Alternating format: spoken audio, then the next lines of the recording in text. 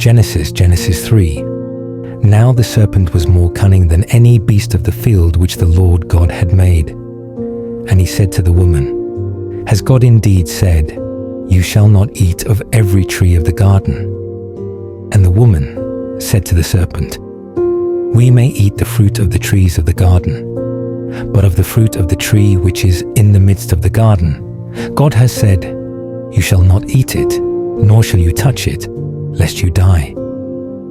Then the serpent said to the woman, You will not surely die, for God knows that in the day you eat of it, your eyes will be opened, and you will be like God, knowing good and evil. So when the woman saw that the tree was good for food, that it was pleasant to the eyes, and a tree desirable to make one wise, she took of its fruit and ate. She also gave to her husband with her, and he ate. Then the eyes of both of them were opened, and they knew that they were naked. And they sewed fig leaves together and made themselves loincloths. And they heard the sound of the Lord God walking in the garden in the cool of the day.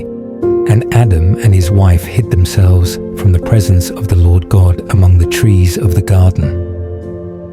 Then the Lord God called to Adam and said to him, Where are you? So he said, I heard your voice in the garden, and I was afraid because I was naked, and I hid myself. And he said, Who told you that you were naked?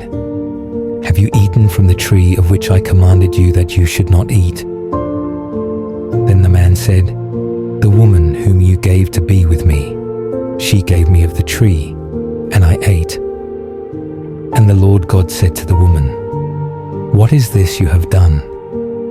The woman said, The serpent deceived me, and I ate.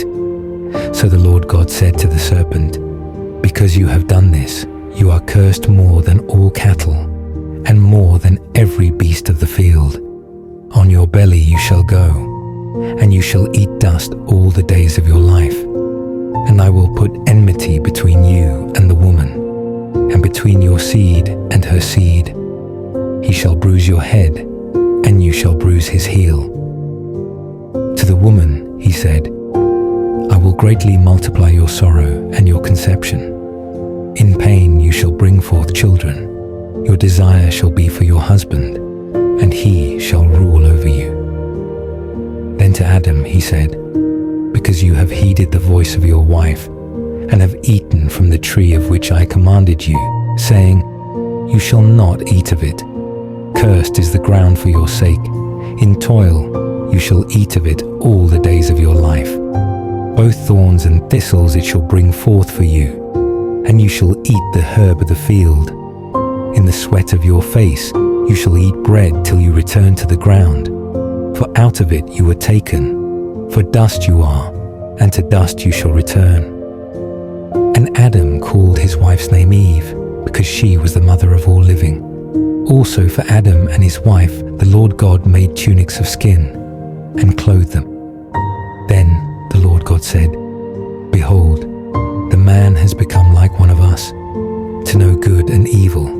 And now, lest he put out his hand, and take also of the tree of life, and eat, and live forever. Therefore the Lord God sent him out of the Garden of Eden, to till the ground from which he was taken. So he drove out the man, and he placed cherubim at the east of the Garden of Eden, and a flaming sword which turned every way, to guard the way to the tree of life.